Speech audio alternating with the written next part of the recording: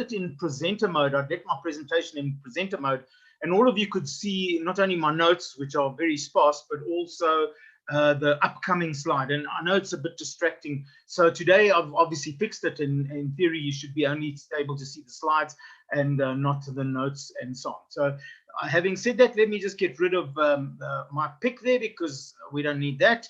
There's also, there were two questions that that came up at the end of the course, and I want to deal with one of them right now. I think it was Andrew who said, why is it that Nando's did not succeed in some countries? And by Nando's own admission, there was a time in their history when they were growing too quickly. There was also, it was very urgent for them to actually open up in a number of countries for a number of reasons. Not that they were not committed to South Africa. They were terribly committed to South Africa, but because this was such a new and innovative product, grilled chicken as opposed to fried chicken, what happened is that they needed to get some really rapid growth in countries like Australia was one of the first, and various others.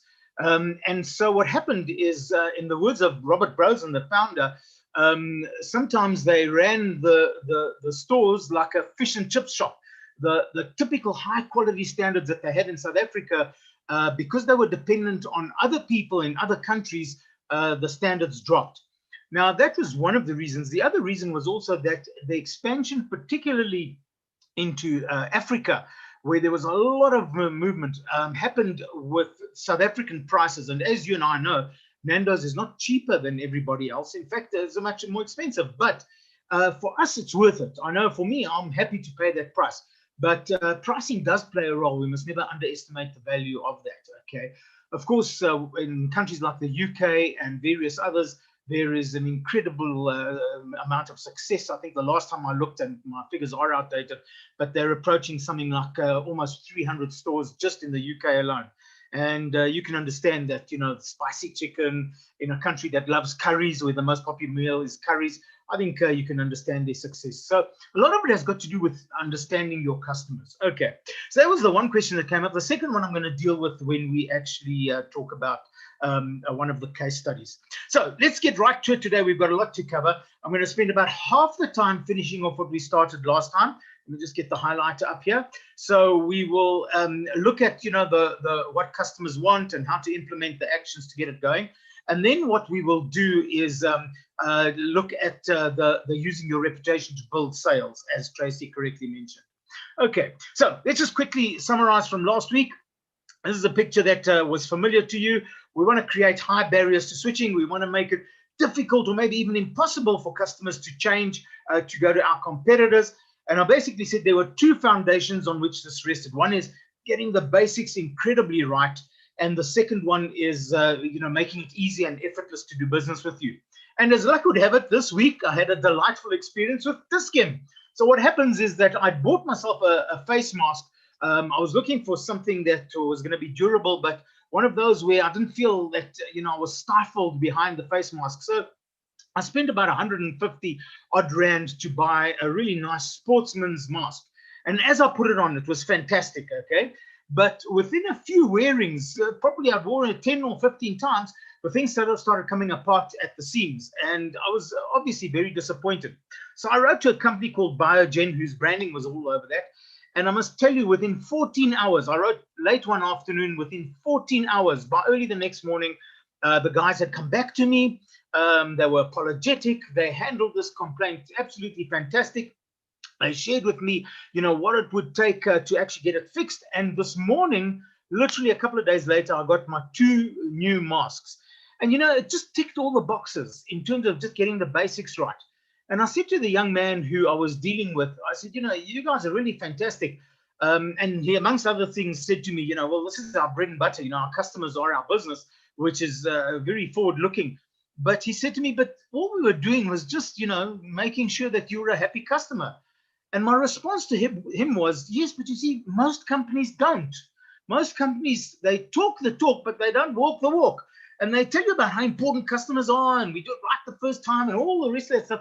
But they don't actually, in their actions, prove that they actually are, you know, really serious about this business.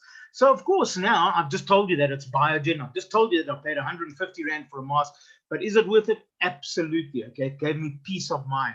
And that's really where the basics happen. It took literally a phone call, a complaint on an email, a phone call, and they took care of everything. So they made it easy as well. All right, so that's where we are today. And then what I'm going to be able to focus on, I want to just come back to basics and making it easy. There's just one activity which I think you'll find useful. And then we'll take a brief look at relationships, because I think all of you know how important relationships are. And then finally, the ways in which we add value and how we surprise our customers. So I'm going to focus on those things as we come up. And that then will take you to the blue ocean territory, unexplored, uncharted, creating a new market space where you make your competitors almost irrelevant. Okay, now, if there's any activity that I would highly encourage you to do when it comes to getting the basics right, it's this particular one here. And I would suggest if you have staff that you do it together with them, you don't have to use this particular form, which you will find in your notes, by the way, but you can actually just take a flip chart or a whiteboard and just draw these things. As you can see, it's called the Moments of Truth Impact Analysis, which is a very long-winded and pompous way of saying something very simple. If you read it backwards, in fact, it makes more sense. You're doing an analysis of the impact of the moments of truth or the touch points on your customers. And I would like to suggest that you start in the center column and you look at, so what are the standard expectations of our customers? What are the things that are enough to just keep them ticking over? They're not upset, but they're not delighted, but it's convenient to come back to our business.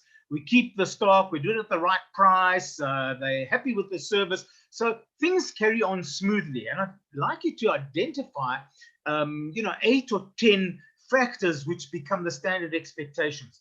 This creates an awareness in your team of the things that, are the basics for your customers. And you might want to prompt them a little bit. You may remember in one of the slides from last week, I actually gave you the 10 elements or the 10 characteristics of the service quality and reliability, responsiveness, assurance, all of those things. If you want to, you can refer to that. Now, once you've got 8 or 9 or 10 in the center column, then move to the left-hand column. And the left-hand column represents the experience detractors, the things that make customers unhappy and disappointed and dissatisfied. Now, you'll find that you and your team find this one extremely easy, because we know what upsets our customers, okay? And it can be things like delays or not proper explanations or too much paperwork or the price is all wrong or something broke or they felt ripped off or whatever it was. You'll find that this is quite an easy one. You can get to 10 very quickly and very easily. But once you've done those 2 columns, then move to the right-hand column. And the right-hand column is really the one where you will find the biggest impact occurs, because these are the experience enhancers. These are the things which surprise and delight and thrill and excite your customers and create that sense of loyalty. And we made a good start on those, but I'm going to also talk a little bit more this morning about the kinds of things and share some examples with you of the things that truly delight customers and, more important, make them loyal to us. So what you will do is in that right-hand column, once again, you'll find that your team in particular might get to 5 or 6 or 8 things, and they'll really struggle to think about the kinds of things that truly delight customers, okay? Because we tend to focus on the problems as opposed to the added value. But what happens is then you can just turn it around a little bit and say to them, okay, we know what they like right now, and we've identified a handful of them, but what else would they like in future? What else can we do? And this is also a point where you can say, hey, but guys, I don't want you to come up with ideas of let's send them and their families all to Mauritius for a 2-week holiday. I'm going to ask you to limit your thoughts to a budget of, it can't cost us less than 100 or 200 Rand or 1,000 Rand a year to actually implement, okay? So you create a budget limitation, and that's when they get quite creative. So, for example, I've got an estate agent in my area. Her name is Sabra, and she's absolutely fantastic. The last time I bought a house from her was 23 years ago, but on a regular basis, at least 4 times a year, she shares information with me. And the information she shares is, hey, Aki, this is what homes in your neighborhood went for in the last few months. And she allows me to understand what the value of my house is. The information sits on her records, but by sharing that information, which costs her absolutely nothing, it's an email which she just sends to all her customers on a database. It now has added value for me. And I'm saying, oh, I didn't realize that they'd sold their house and they sold it for 2.2 million. Wonderful. Maybe we can get, a little bit more. So These are the kinds of things that make a tremendous difference, okay? And there are at least 82 ways, which I will talk about in a few minutes' time. Okay, so let me just quickly go back to it. So this is a lovely activity for you and your team. And what I would also like to suggest is that you repeat this activity, say 3 months from now and 6 months from now, until you've exhausted all the options. The first time you do it, people might struggle a little bit, but then they have a new awareness of what they should be looking out for. So if we ran a restaurant, we'd say, okay, well, the basics is serve the meal on time, be friendly, be nice, and so on. We know that people complain that their food was raw or cold, or the cold drinks are warm, whatever it is. But then what happens is they start noticing other things. From the moment you stop the activity first time around, then the next time they start noticing other things that upset customers, but more importantly, that delight customers, all right? And they start asking the right kinds of questions in terms of the things that will truly create loyalty. Okay. I also very briefly went through the idea of making it easy to do business with you. So creating that perfect customer experience begins with, effortlessness, with making it easy to do business with your company, okay? And this is critical to customer loyalty and, of course, avoiding customer disloyalty. And there's 4 levels where this can happen. So the first level is the obvious one, the physical effort. And I mentioned to you last time that things like opening bottles and cans at my age with arthritis is hard. Reaching up, to the top shelf of a particular, retail store, a grocery store, a spa, or a Pick and Pay. Those things I'm finding hard as I get older, okay? Walking across airports is a huge thing. 2-kilometer walk from the time you park your car and then where you get your car high on the other side. You've done a ton of activity. So the physical effort, look at the physical effort. Some of you, for example, Andrew's a lawyer, you don't have too much physical effort, but maybe it's the mental, intellectual, cognitive effort. And this is where you can do yourself a huge favor by making complicated things simple, by telling stories, using analogies. So most people, for example, understand how the body works. We have a brain that thinks, and we have a heart that pumps blood throughout the whole body, and we have muscles and legs and all these things, and our digestive system. And so if you make an analogy of the human body with what you do, then people, oh, okay, I can see this works for me. So you've made something which is intellectually quite complex, you've simplified it. The same holds true with, how cars work, how the world works, how the environment works. We've got the sea and the oceans and the forests and the oxygen and all those things. If you just put your mind to it, you'll be able to simplify things. And this is where, for example, an organization like Apple is fantastic. They take something which is essentially incredibly complicated, a mobile phone, on the inside, and they simplify it. It makes it appear simple because they've used lovely little, symbols and logos. There is the calendar, okay? There is the weather type of thing. You don't have to be intellectually challenged in order to understand how to use this phone. And of course, Apple have changed the history of the world. This next little example is called the Pillar ATM. I took this photograph in Ghana. It's actually an ATM. And what happens is you can't see any buttons, because what they do is in the one little corner, which you see over here, you use fingerprints. So in Ghana, like in South Africa, they have a lot of people who are functionally illiterate, okay? So, things like PIN codes and so on are complicated. So they recognize all your fingerprints. There's a green, yellow, or red button, depending on what you want. So when it's green, it means it's ready. And what's really fascinating is that each one of these other buttons, the green, the orange, the purple, the blue, and the yellow, those buttons represents a certain currency, a certain note. So in South Africa, that would be 10 Rand, 20 Rand, 50 Rand, 100 Rand, 200 Rand notes, okay? And what happens is, even though an old person who maybe never went to school doesn't understand, numbers and maybe can't even read, what they do know is their money. They know their money well. So let's say you want 270 Rand. You say, okay, I want 2 100 Rand notes. So the first thing you do is you press this button once, and the light flashes, and you now know you've done 100. And in fact, in some cases, the machine even tells you 100. And then you press it a second time, 200. Then you press the next one, and you say 50. And now it says 250. And then you say, and I want a 20 Rand note, 270. And when you finished, okay, you press the green button, and it says, okay, is this what you want? And voila, it's all over. So from that perspective, the machine then spews out the money somewhere in that little area over there. If you have a credit card with that company, you can use your credit card over there. And you can also choose, if you don't want a situation where the machine talks to you and tells you the currency because you don't want other people to know, then you can choose that option when you set it up for yourself, okay? And there's a little slip that comes out, and you can do what you need to do. So this little button then, or this little light, goes red when it can't help you, and it goes yellow when it still needs more information. And then when you're ready, you just press the green button and out comes your money. So they've put some thought into saying, well, how can we help our customers and make it easier? All right. The third one is the emotional effort. And this is where customers get frustrated because of a sense of helplessness. Okay. They're saying, but, I don't understand why I need to do this. Why do I need to? I'm not a terrorist. I'm not a criminal. Why are you treating me like this? So there's an emotional reaction over there to the kinds of things that are important to them. And frustration is usually a result of, it's too much emotional effort over there. And of course, there are literally hundreds of stories that I can tell you relating to how we get mistreated by people who we deal with. They make us, for example, feel like we're absolutely thick and stupid.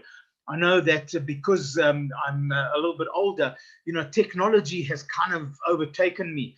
And to tell you the truth, I've never been on Instagram. I kind of feel like I know a little bit about Facebook. I know LinkedIn, but Instagram, I have no idea about Instagram, okay? And then when I admit this to people, they look down their noses at me. What's the matter with you? You've never been on Instagram.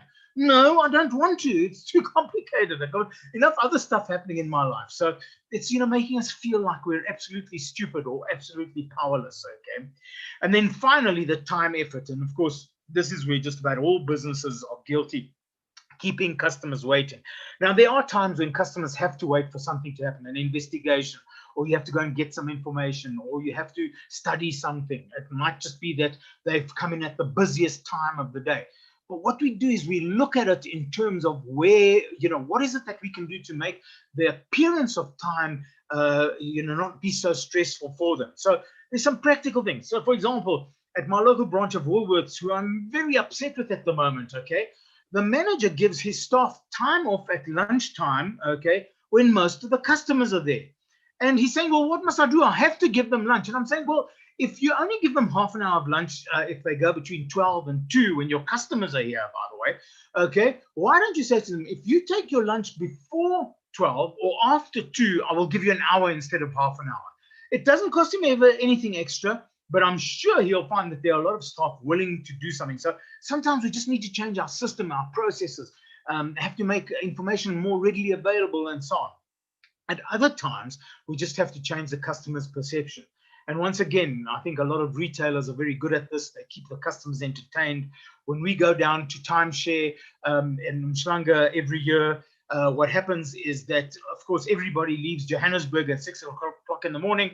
Everybody gets to Mshlanga at about 1 o'clock in the afternoon, and it's absolute chaos to actually check into your room that you booked already.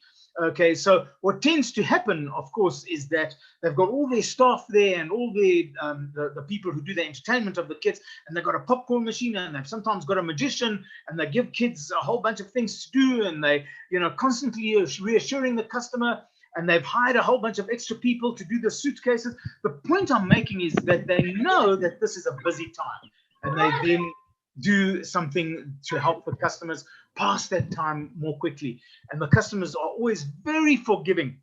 You hardly ever find any irate customers who say, well, I don't care, just do it. They manage to put everybody in a good mood just by the fact that they are trying so hard. So that's the time effort. And so once again, in terms of getting the basics right, you can come up with many, many ideas for that. All right. Okay, so that then takes us through to the relationship, and we'll talk about the final two later on. But relationships first. I think, I cannot overemphasize how important relationships are. And what tends to happen is that our customers will forgive us far more readily when they feel that we have shown them respect and courtesy, and when they've known us in the past. For example, a similar little thing where you use your name, but the customer also uses their name. They find it much more difficult to be abusive to staff when they know that the staff member knows their name, even if it's just a first name. So building relationships and empathy is absolutely crucial, okay? And I know I said this last time, but it's worth repeating. No customer should ever have to walk into your business with a little badge on their chest that says, ask me about my grandchildren today. We should do it naturally. It takes a few seconds, but it's worth it in terms of the amount of effort that happens later. I love this picture because it shows that no matter how strong your systems, your processes, your products, your quality, all the other things are, all of these things could be stronger than the biggest chain in the world. The link that makes for more strength or less strength is the human being that they deal with, okay? And so from that perspective, this is absolutely essential to remember. It is about people. You remember this little point, and I'm sure all of you have seen this. People buy emotionally, but then they justify with logic. I know that when I go and spend 2,000 Rand on a pair of running shoes, it's not because I'm an athlete. I'm not going to run the Comrades Marathon next year, okay?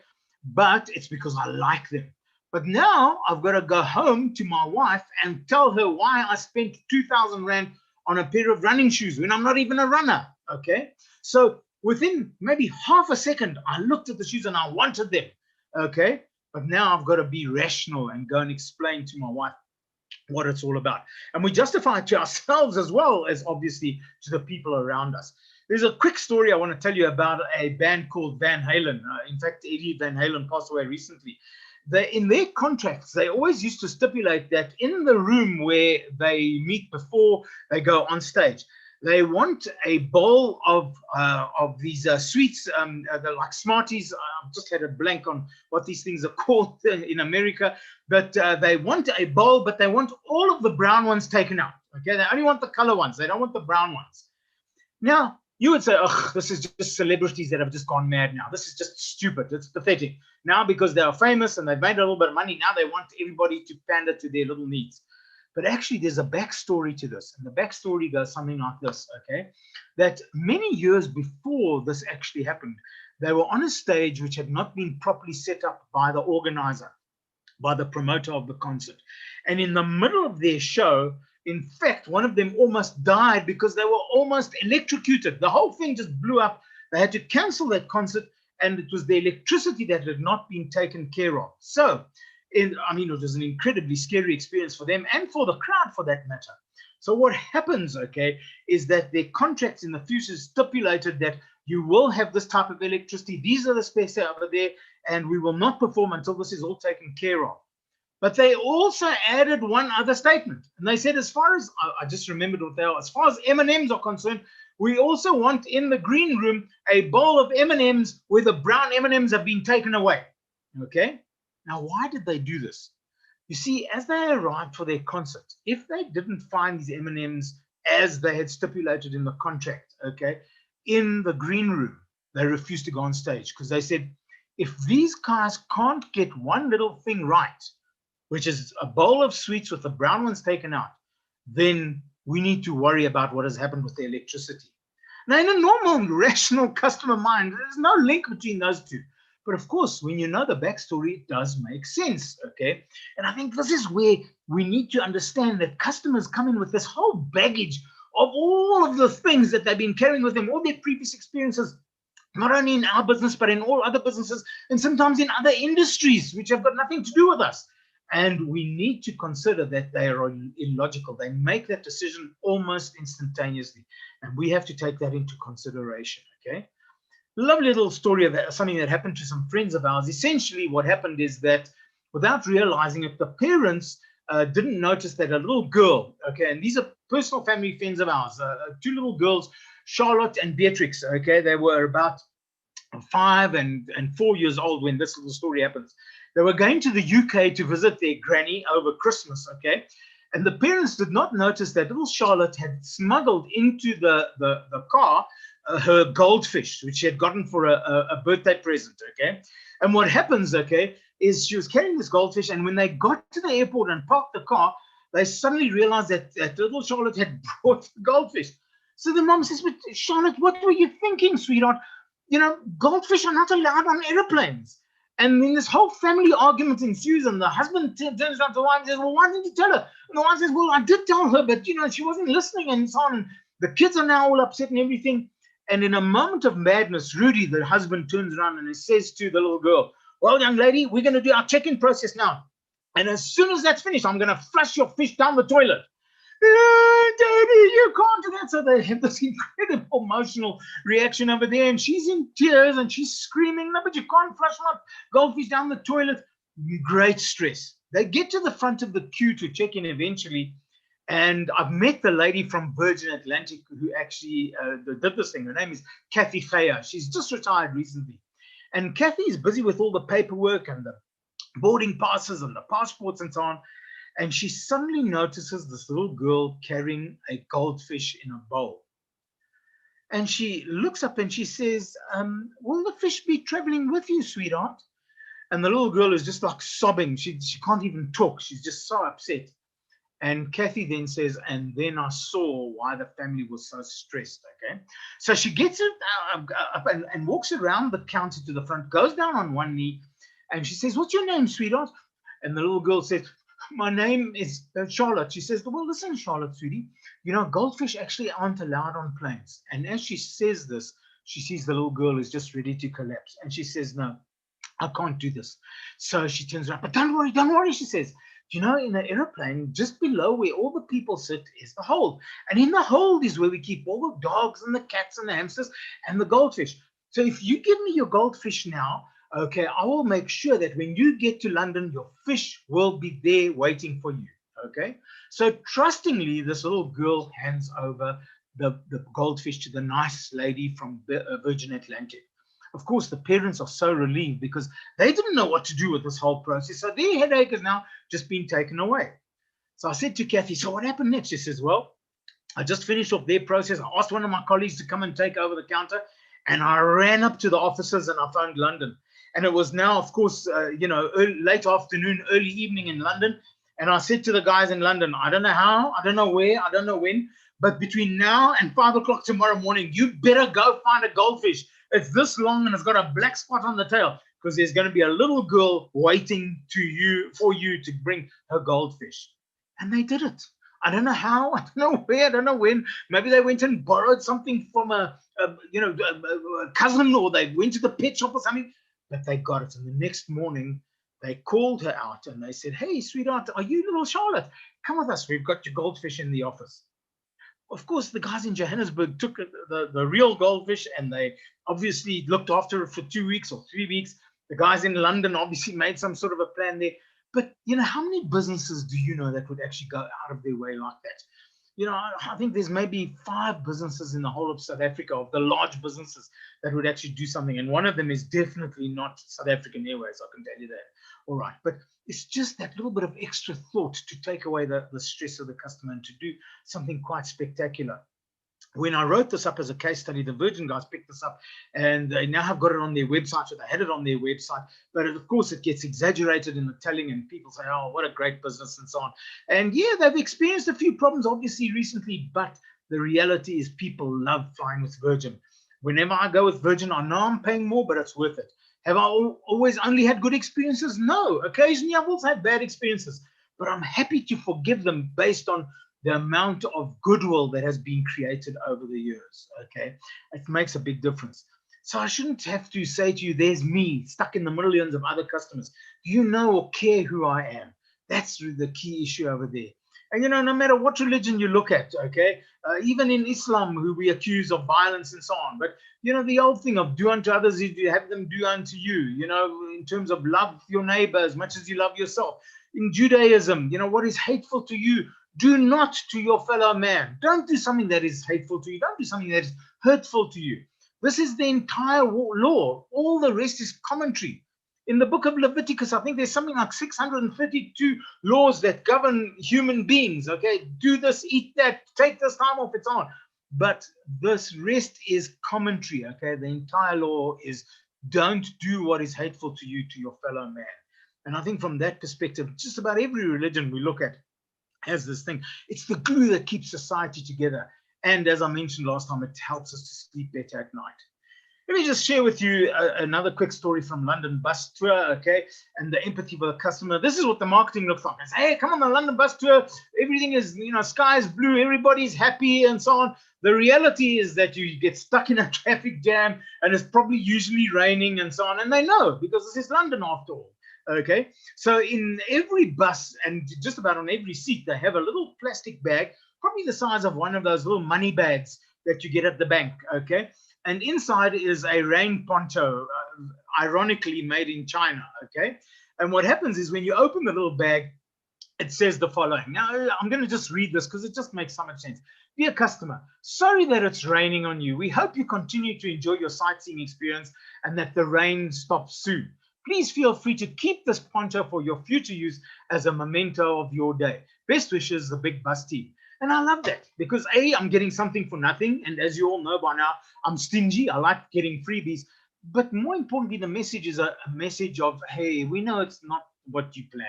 We know that you wanted something that was a little bit different, but hey, we can't control the weather. So we're going to make the most of it. Okay. And feel free to take this thing with you. Okay. So just a handful of stories. You need to ask, how do we make ourselves indispensable? Nobody's indispensable. Okay. Andrew, I never noticed if you are on, I'm sorry, I've got my main screen on now, but there's probably 2,000 lawyers in Johannesburg. Okay. Probably at least 200 of them focus on labor issues. Okay. But the point is, that doesn't mean that we stop asking the question. We make ourselves indispensable. By doing what? By giving them irresistible experiences, combining all of the things that we've spoken about. And in that process, we make our competitors irrelevant.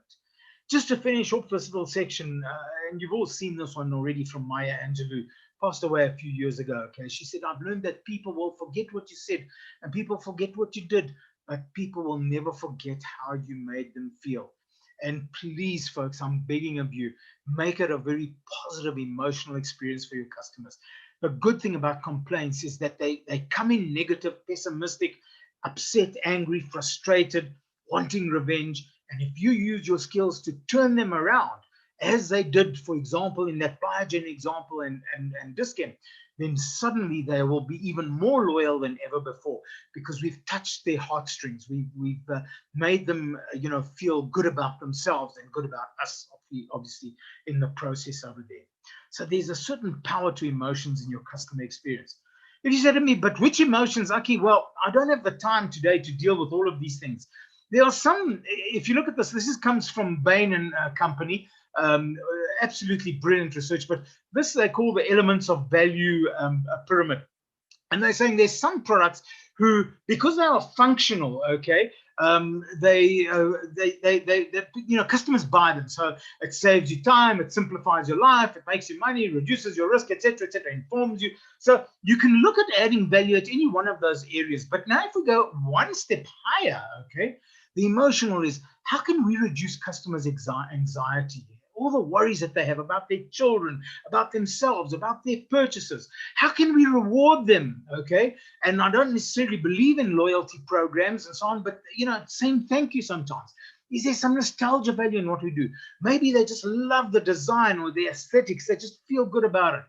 Maybe badge value. There's no real badge that they get, but they get an electronic badge. Wellness. Are they better off because of their experience with us? Therapeutic value. Is it just fun and entertainment? Nando's in South Africa have built their reputation on making us laugh in their adverts. Okay. The fact of the matter is the chicken is delicious and I love it. Okay. And I can have it every night of the week. But it's also about, it's fun when you go there. Are they attracted to our values? Okay. Do we provide access to things they don't normally have access to? And then if we go even higher, are there life-changing things? Do we motivate them? Are they inspired because of us? Okay. Or do we have an heirloom brand? Have we been around for 100 years? And what does this mean to them? Do they feel like they belong to something, the club of customers, the tribe of our customers? Okay. People discuss what it was like going there, and what their experience was like. And then obviously they become more, they achieve their best potential and provide hope. Do we give them hope that everything's going to be okay? These are more difficult, the life-changing ones, but it just has to happen once in a while and some good stuff happens. And then finally, they also look at the social impact. This morning, I was listening to the radio and there was a young lady being interviewed about hemp. And she was talking about the difference between hemp and cotton, and they make clothes. So hemp is essentially just dagga, okay? It's a dagga plant. But apparently this the hemp that comes from this is incredibly environmentally friendly in that, for example, to grow a hemp tree and to get the equivalent amount of fiber for making clothes is 1/10 of the use of water. So immediately that caught my attention as a tree hugger. So I know that if I buy a shirt made out of hemp, okay, it's now not about me. It's about what is what is the inheritance of my children? What is the world I'm going to leave behind when I die? Is it going to be a world which is impossible to live in, or is it going to be a world which is a little bit better than what I found it? And so these are the kinds of things that make a big difference to people. Okay, so we've got the first three, the first four over there. Let's now take a look finally at adding value. And folks, I'm going to ask you if you want the complete list that you write to me. But this is really about constantly finding innovative and creative ways to give unbelievable, personal, memorable experiences. And this is what will take us to the blue ocean eventually, the unoccupied space where people say there's no company in the world that will help us. Let's just quickly talk about value innovation and blue oceans. And to get to this unbelievable, as I mentioned, there's at least 92 ways to add value, 82 ways to add value for your customers. And they include the usual things that we've looked at so far: building relationships, being nice to them, throwing a little freebie. I know a baker in my neighborhood has this incredible knack of making mistakes. So you order a dozen rolls and they always make a mistake. They give you 13. And when you get home, you say, oh, no, but, they gave me an extra roll over here. And sometimes when you go back to them and say, you gave me an extra roll last time, you can make one short this time. They say, no, it's all right. They do this on purpose. Okay. So there's lots of those kinds of things. But there's also, for example, like Sabra, the estate agent, they actually share information that I don't normally have access to. So there are at least 82 ways to add value. And as I said, please write to me and I'll send you the complete list. They won't all work for you, but they're certainly a big chunk of them. 90% of them are those that you can apply. Okay. So let's now change track a little bit over here and talk about how this can impact on your sales. And in terms of that, maybe it's a good place for me to pause. And Tracy and Laurie, maybe just a couple of questions as they've come up. I haven't been able to actually see them as they come into the comments. Are there any that highlighted for you over there in terms of the questions? No, Aki, there's nothing that is in the question box, just a few comments. All right. Okay. All I can see is that there were 5 comments, but I didn't know if any of them are questions. Okay. It's probably because I don't know what I'm doing. All right. Folks, as Tracy said right at the beginning, please, please, please feel free to contact me at any time, and we can set up a Zoom call, or you can buy me a cup of coffee and we'll make a plan. Okay. All right. So let's now look at sales. And I think already you've seen how this can impact on sales. So I'm going to state some pretty obvious things here, and then I'll try and add value by adding a couple of steps. I think the key issue for me is about keeping in touch with customers. So once you've got them coming in for the first time, we spoke about how in that barrel, and I've got the picture coming up soon again, it's expensive to use advertising and promotions to attract customers, but we have to do it, especially at the beginning of our history over here. And what Nando's did at the beginning, they used a sense of humor, sometimes bordering on rudeness. There were sometimes people who were offended by the Nando's sense of humor, but extra hot peri peri burns a hole in your chair type of thing, just borderline stuff. But once that actually happened, they were able to then get the customer's card, and they used to do lucky draws and things like that, but stay in touch. And the one story was of a Nando's store in what is now I've just forgotten the name, what we used to call Nelspruit. Sorry, guys, I'm not with it at the moment. But so in Nelspruit, there was a store, and they had really chosen, the operator had chosen the wrong site for that store, okay?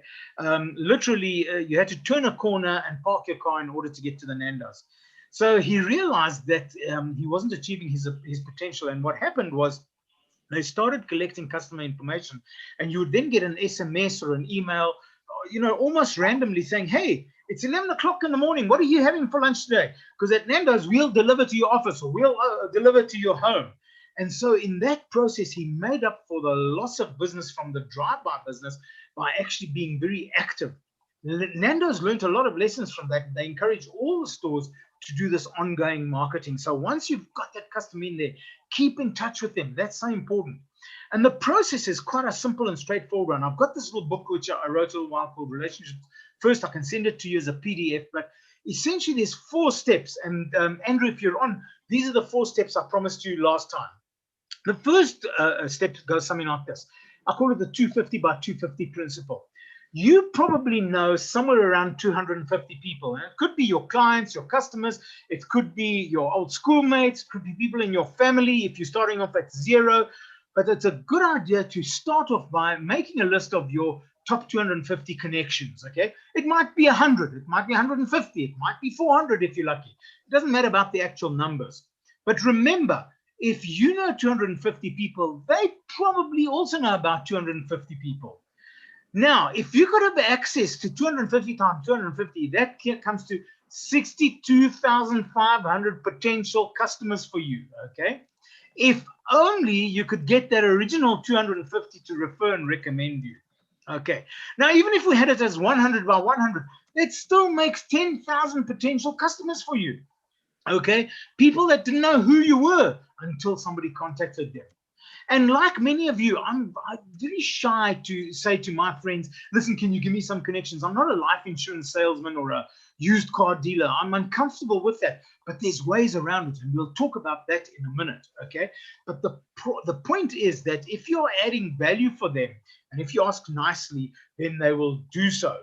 So one of the things that I do, for example, is at the bottom of all my course evaluations, you know, that you hand out at the end of a course to delegates, okay, and you ask them what they enjoyed, what they didn't like, you know, what are the stories that stuck in their mind, what they learned, and so on, what else they would have liked to learn. I always put a little question at the bottom saying, and by the way, if there's anyone else that you think could benefit from our services, you know, just if you could just give us a connection, I'd be most grateful. And let me tell you, if they've had a good experience, then 90% of them write down the name of the wife or the husband or the partner or the friend or a family member or even of their boss. I get a lot of people saying, you know, Aki, I came to your course, but you really need to talk to my boss, okay? And that's where the connections come from. So even if you're uncomfortable asking directly, there's ways around it. That then brings us on to the second step. You take that original list of 250 or 100, whatever it is, and you A, B, C, and D your list. A are not the biggest customers that you have. The A's are those who love you so much that they will unhesitatingly give you connections. They will say to you, listen, why don't you take my cell phone? Take anybody you want on my cell phone. These are the people, and it's usually just a handful of them, that will do anything to help you. Why? Because they love you, because they love the way you treated them, or they feel a sense of personal loyalty to you. As I said, out of every 100 people, there might be a handful, maybe up to 10 that are A. The B's are those who have kind of experienced some good experience from you, but they're not ready yet, and you have to work on them. And you know that if you worked on them and constantly added value over a period of a few months, they will actually be ready for you to ask them, could you recommend somebody to me? And so from that perspective, you know, it's a little bit of work. In any group of, say, approximately 100 people, there might be 20 of them. The C's are those that are in the balance over there. They are the ones who, you know, you are going to have to do a lot of work to get them on your side. You've maybe met them once, they've come to your business only once. Maybe there's no transactions that they've done since. They are neutral about you at best, and you know that it's going to take a lot of effort. The D's are those who you delete. D stands for delete. You delete them from your list because you don't want to spend energy on them. So now you've got your A's, your B's, your C's, and you've deleted the ones that won't be able to help you. And this is where it gets powerful. You see, you stay in touch with them. So now this is just a guideline. You've got to be able to create your own guidelines. But in my little business, I try and stay in touch with the A's at least once a month, okay? Whether it's by an email, whether it's a phone call, an SMS, a WhatsApp, whether it's, I know that they saw my profile on LinkedIn, whatever it is. But once a month at least, I stay in touch with them, all right? And sometimes it's silly little things like, you know, I'll be driving past their offices and say, hey, listen, I wanted to pop in and just say hi and have a cup of coffee, but I'm in such a rush. I'm sure you're busy too. It's just one of those things. And at the end of every single communication, I say something, you know, and by the way, if there's anything I can help you with, anything at all, please just let me know. Okay, that's please just let me know part one. So for the A's, the 10 key customers every month who I know are bringing in the bulk of my business, I contact them at least once a month in some form or another. And we'll talk about how you can do that and what excuses you have. The B's, the other 20, okay, Those, I try and stay in touch with them at least once every 2 months. For you, it might be different. But every 2 months, they must get some form of a reminder that Aki is still around. Okay. And this is where technology can really help you. And I'll talk about that in a minute.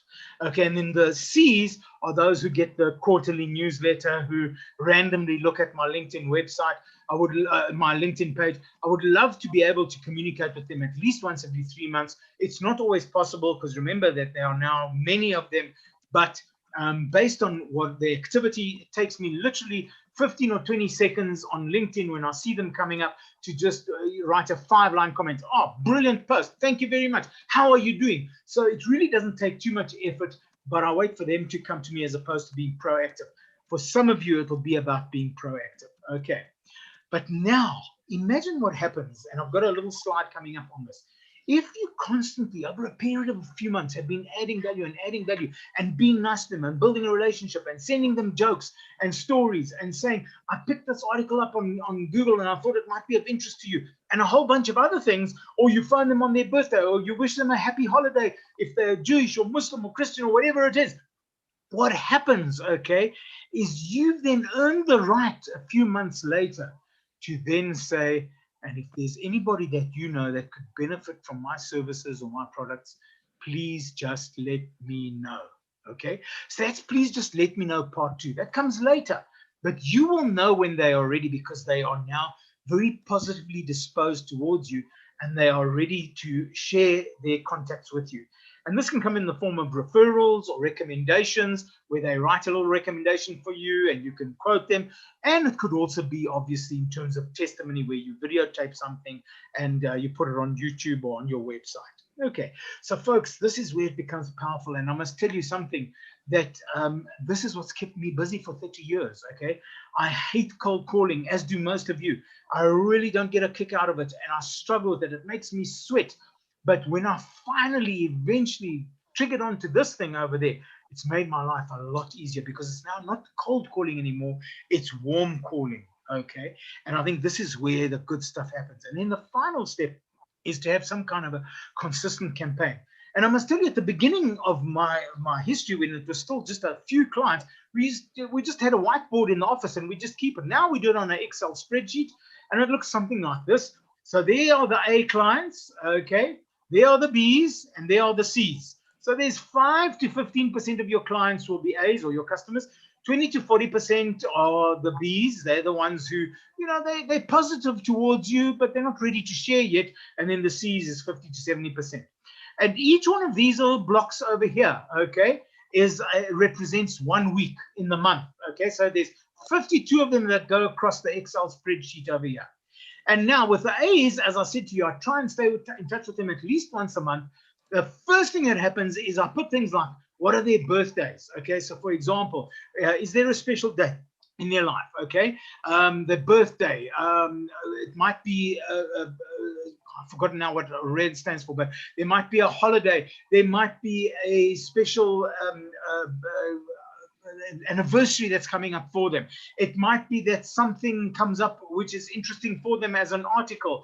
It might be that I do something for their own newsletter, whatever it is. I've got some ideas coming up now.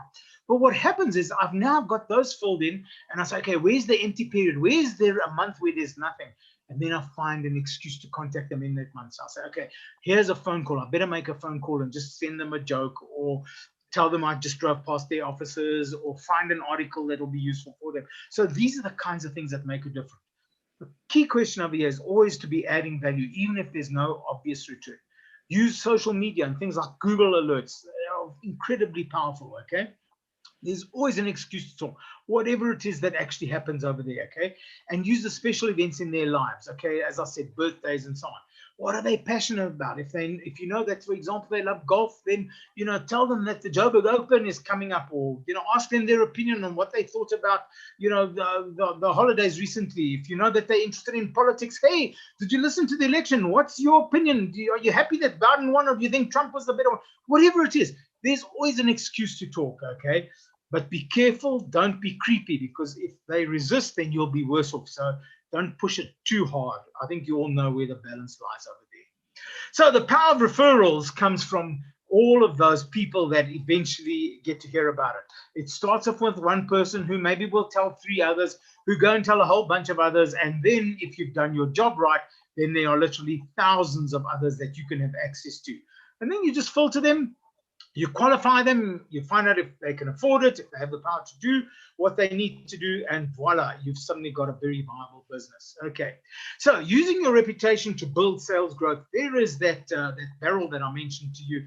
Hope marketing is very expensive. I'm going to talk about hope marketing in a minute. You've got to be able to just plug the leaks. And what I'm talking about is fix what's broken first, okay? And then create those unbelievable experiences by adding value. Best source of new business is always referrals. And just like in Hollywood, and I love all the Hollywood stuff, the reality is that there's a sense of anticipation that is created. If you can somehow use their curiosity and their anticipation to tell them about something that's coming up, okay, even if it's something that you always do, but you're relaunching it, for example, all right, what tends to happen is that they get excited by that. And all it takes is just a few lines of communication, one phone call, and the good stuff happens over there. Hope marketing is, you know, where we beg for the business, you know, where you see this happening every night on television, on radio stations, on please buy my stuff, buy my stuff, buy my stuff, okay? And those days are over. Those days are over. It's about personalization now. Rather spend your time and your money, your marketing money, to be very targeted, okay? Tell stories, okay? And what we're talking about over there is that there is a powerful story. You know, stories are what stick in people's minds. You're not going to remember too many of the concepts from this particular presentation, but you probably will remember how Virgin sent a goldfish to London, okay, for a little girl. Those are the kinds of things that make a difference, okay? Use the power of questions, the single most important question. I'm excited to get this going, but before I create this course, this is the one I use, okay? I want to make sure I really cover everything. So can you help me out and tell me, what is your #1 challenge? Getting their opinions involved over there. Finding out from them what they're looking for. These are just examples of the kinds of triggers that you can use, okay? Using sequences and stories and triggers, okay? I'm not even going to cover this over here, so if you just forgive me, I'm going to just end the show. I wanted to just show you something so we don't run out of time over here.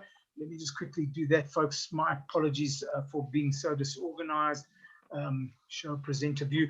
So in reality, and this is where we're going to kind of end off, it's like a scale. On the one side of the scale, you have a situation where your customers are paying you maybe a lot of money to do business with you, and maybe making a big sacrifice. They drive further, they are inconvenienced in some way, okay? They have to wait in queues at your restaurant because you're so popular. But then you've got to say to yourself, well, what creates balance on the other side? If they're making a big sacrifice to be with us, what can we add to the other side? And this is where the added value comes in. Now, the reason I put in that little Sudoku puzzle over there is that I have to tell you that breweries has been an incredibly loyal client of mine for many years. And what happened is somebody, in terms of my process, said to me, listen, you should get Ashley from SA Breweries Training Institute. You should give him a call. You know, there might be some good business there for you. So it was a cold call, but it was a warm call, because the moment I made an appointment with Ashley, I said to him, hey, listen, Klaus from ABC company suggested I give you a call. The moment I mentioned Klaus's name, oh, I know Klaus, how's he doing? I said, well, I spoke to him yesterday, and he said that you'd be happy to give me half an hour of your time. So the door's open. It's still a cold call, but it's warming up a little bit. As I was waiting for Ashley at our meeting at the Training Institute, I noticed the secretary took me through to his office, and I noticed that there was a photocopy of the daily Sudoku puzzle on his desk. So as he walked in there, you know, to break the ice and so on, I said, oh, I see you also like Sudoku. He says, oh, I love the stuff. I love the stuff. I'm obsessed with it. He says, in fact, I usually take it straight out of the newspapers. And now what they do is they actually copy it from the newspaper and put it on my desk so I don't disfigure the newspaper that they all read. So I just you know, filed this in the back of my mind. A few weeks later, we had a nice meeting. I said, thank you very much. I'll do some follow-up. A few weeks later, I was at an airport at Exclusive Books. And as I was paying for my purchase, I saw a little book on the counter called The Book of Sudoku Puzzles. Okay. And the whole book, I think, cost 35 Rand or something ridiculous. So I thought, hey, maybe Ashley will like this. So I bought it. Next day I got to the office. We wrapped it up nicely. I put a little note on it and said, hey, Ashley, I know you love Sudoku. Here we go. You know, you can I hope you enjoy this, okay? From one fellow Sudoku lover to another, okay? And we sent it in the mail to, we sent it by the driver to SA breweries. Well, I can tell you, folks, that from that point onwards, breweries have been responsible for hundreds of thousands of rands of business for me, okay? Just from one stupid little 35 rand book. Ashley gets visited by tons of consultants who want to do training, but none of them were able to put in that little investment over there. Not only that, but he subsequently left the business, and SA Breweries still keeps me busy now. In fact, changed their name, as you know, okay? Always be giving compelling value, okay? Is it relevant? I always say, is it rap? I stole this from Seth Godin. Is it relevant to their needs? Is it something that they anticipate and appreciate? And is it personalized? Relevant, anticipated, and personalized. So it could be articles, videos, cheat sheets, did you know stuff, emails, whatever it is. And remember that your contact list, and I've said it's your email list, it's not a strategy, it's the strategy. Even if you have literally 6 people on your database now, all right, by using this process, you can actually get that to 100 by the end of this month. You can get it to 1,000 in 6 months' time. And it's just because you're constantly adding value. Use the social media, use Google Alerts, use whatever you can, because it can make a huge difference in your life. And so from that perspective, I think you can see how the two tie in together.